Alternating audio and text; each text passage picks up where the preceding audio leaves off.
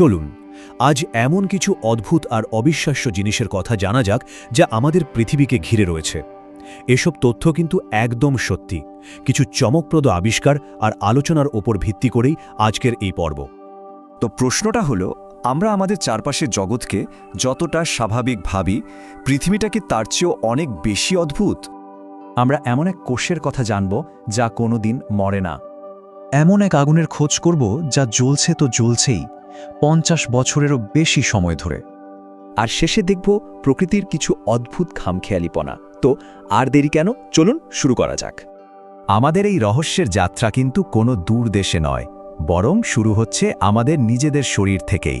হ্যাঁ, আমাদের শরীরেই এমন সব রহস্য লুকিয়ে আছে যা শুনলে যে কোনো কল্পকাহিনীও হার মানবে। 1951 সালের ঘটনা। হেনরিয়েটা ল্যাক্স নামের একজন নারী, তিনি নিজেও জানতেন না যে তিনি চিকিৎসা বিজ্ঞানকে চিরদিনের জন্য বদলে দিতে চলেছেন। তার ক্যান্সার কোষগুলোকে বলা হয় হিলা সেলস। এগুলোই ছিল প্রথম অমর মানব কোষ, মানে এগুলো ল্যাবের মধ্যে অনির্দিষ্টকাল ধরে বিভাজিত হতে পারে, যা সাধারণ কোষের পক্ষে সম্ভবই না। আর এটাই চিকিৎসা বিজ্ঞানে এক নতুন দুয়ার খুলে দিয়েছিল। এবার এমন একটা সংখ্যা শোনাবো যা আপনাকে চমকে দিতে পারে।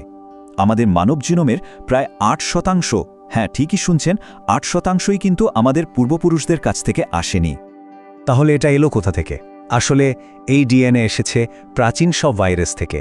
লক্ষ লক্ষ বছর আগে এগুলো আমাদের পূর্বপুরুষদের ডিএনএর সাথে একদম মিশে গিয়েছিল। এগুলোকে বলা হয় এন্ডোজেনাস রেট্রোভাইরাস, মানে সোজা কথায় আমাদের ডিএনএর ভেতরেই রয়েছে প্রাচীন ভাইরাসের অংশ। আর সবচেয়ে অদ্ভুত ব্যাপার কি জানেন? বিবর্তনের এক দারুণ উদাহরণ এটা। এই যে ভাইরাসের জিন, সেটাই এখন আমাদের শরীরে একটা জরুরি কাজ করে। গর্ভধারণের সময় প্ল্যাসেন্টা বা গর্ভফুল তৈরিতে এই জিন অপরিহার্য। এটা ভ্রূণকে মায়ের শরীর থেকে রক্ষা করে। ভাবা যায়? তো মানবদেহের ভেতরকার এই রহস্য তো জানলাম, এবার চলুন একটু বাইরে তাকাই, মানে প্রাণী জগতের দিকে। সেখানেও বিবর্তন কিছু অদ্ভুতুরে কাণ্ড ঘটিয়েছে। প্রজননের জন্য বিভিন্ন প্রাণী যে কত অদ্ভুত, এমনকি নৃশংস পথ বেছে নিয়েছে তা ভাবলে অবাক হতে হয়। যেমন ধরুন ছাড়পোকা কিংবা হাঁসের বিবর্তনীয় প্রতিযোগিতা, দুটোই প্রকৃতির চরম অভিযোজনের উদাহরণ। আচ্ছা, বিবর্তনের কথা যখন উঠলই, তখন একটা মজার তথ্য দিই। ট্যাক্সোনমি বা জীববিজ্ঞানের শ্রেণীবিন্যাস অনুযায়ী আমরা মানুষরাও কিন্তু এক ধরনের মাছ, হ্যাঁ, লোবড ফিন্ড মাছ। কারণ লক্ষ লক্ষ বছর আগে আমাদের পূর্বপুরুষরা ছিল মাছ, আর সেই বংশধারাতেই তো আমাদের জন্ম। তাই বৈজ্ঞানিকভাবে আমরা সেই মাছ গোষ্ঠীরই একটা অংশ। অদ্ভুত আচরণের এখানেই শেষ নয়। কিছু ফ্ল্যাটওয়ার্ম আছে যারা প্রজননের জন্য রীতিমতো তলোয়ার যুদ্ধের মতো লড়াই করে। একে বলা হয় পেনিস ফেন্সিং। এর মাধ্যমে ঠিক হয় কে বাবা হবে আর কে মা। প্রাণী জগতের পর আমাদের শেষ যাত্রা হলো পৃথিবীর এমন কিছু জায়গায় যেগুলোর কোনো সহজ ব্যাখ্যা নেই, মানে এমন সব জায়গা যেখানে প্রকৃতির সাধারণ নিয়মকানুন যেন খাটেই না। যেমন তুর্কমেনিস্তানের কারাকু মরুভূমির কথাই ধরুন।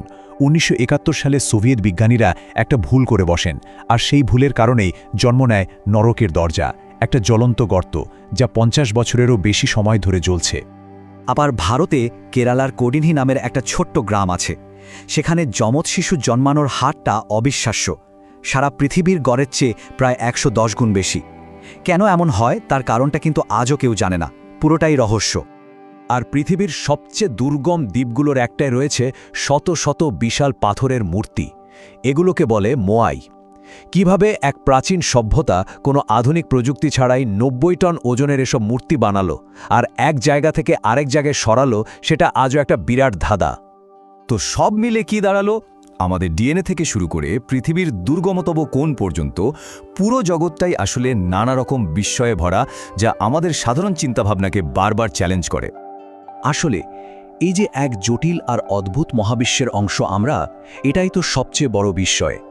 রেডিটের একজন ব্যবহারকারী খুব সুন্দর একটা কথা বলেছেন, আমরা আর বাকি সব জীবন্ত জিনিস এই মহাবিশ্বের সবচেয়ে অসাধারণ ঘটনাগুলোর একটা। এই সব রহস্যের উত্তর খোঁজার চেষ্টাই তো বিজ্ঞানকে এগিয়ে নিয়ে যায়। কিন্তু একটা পুরনো রহস্যের সমাধান করতে গিয়ে হয়তো সামনে এসে দাঁড়ায় আরও নতুন কোনো রহস্য, তাই না? এই অজানাকে জানার যাত্রায় হয়তো চলতেই থাকবে।